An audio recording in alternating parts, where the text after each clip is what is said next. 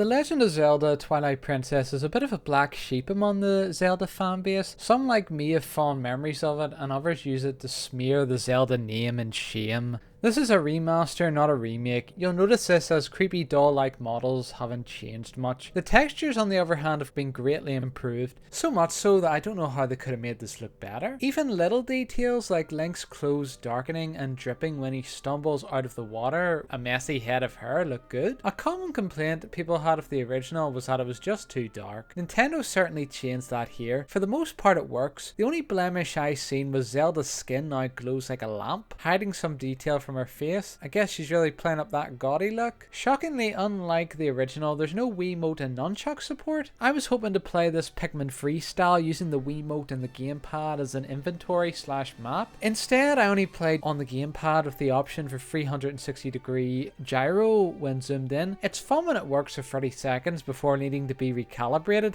It ain't no Wiimote. The touchscreen has 2 tabs for the map and for the inventory. A lot more useful. There's also Pro Controller support. You can tell this is a Wii port by the weird camera control that can be zoomed in and out and nothing else. The start of the game involves busy work for the villagers. This is supposed to teach you the basics of the game, but there's some poorly explained cryptic parts like fishing. For this you need to wait for the bobber to fully submerge while holding the rod button and pull the stick back when you get a bite. Is that so hard to say? Bizarrely often, Link doesn't have an animation when enemies hurt him. I've never seen this in a game before, and I've played a lot of games. Sometimes I don't notice this happens and I die because of it. Why didn't Nintendo patch this? Another strange choice was mapping the A button to dropping from a ledge. I kept pressing it to climb up, which made me fall and die continuously. Why change what works so well in most games? The gimmick here is Link can transform into a wolf at different parts of the story. Wolfie attacks just like a human, only he's on ice. Be careful not to fall. He's only good at running, unlike Link's half-assed jog. Link makes me look like an athlete. Link is partnered with Midna, an impish creature who helps him enter the Twilight Zone. She's sassy and gives useless advice when you need it most. Reloading the game throws you at the entrance of a dungeon no matter what progress you've made.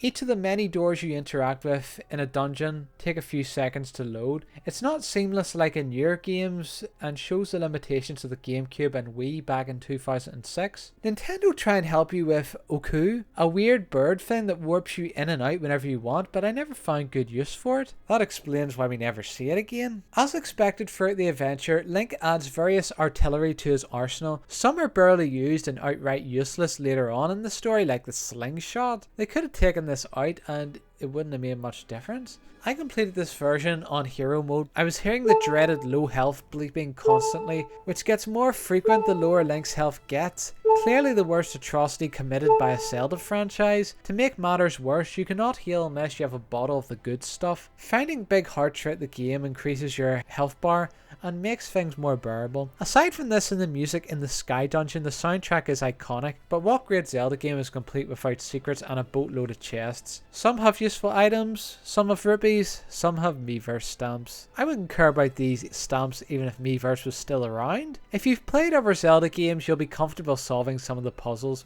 Others require thinking outside the box. If you can't get past a section, you may need to get an item later in the story and go back to it. There's still no autosave, come on Nintendo. And despite having to manual save to quit, you can't save if you quit after dying. I learned that the hard way. Twilight Princess feels like the sequel to Ocarina of Time. I never played Majora's Mask. In terms of design, cookie characters and gameplay. It was a bit stingy of Nintendo to sell a remaster as a full priced game. They should have held back Wind Waker HD and bundled these two games together. As a standalone game it's excellent and it's still my favourite Zelda game despite these flaws. I give it an S rank. Hello guys, hope you're having a fantastic day.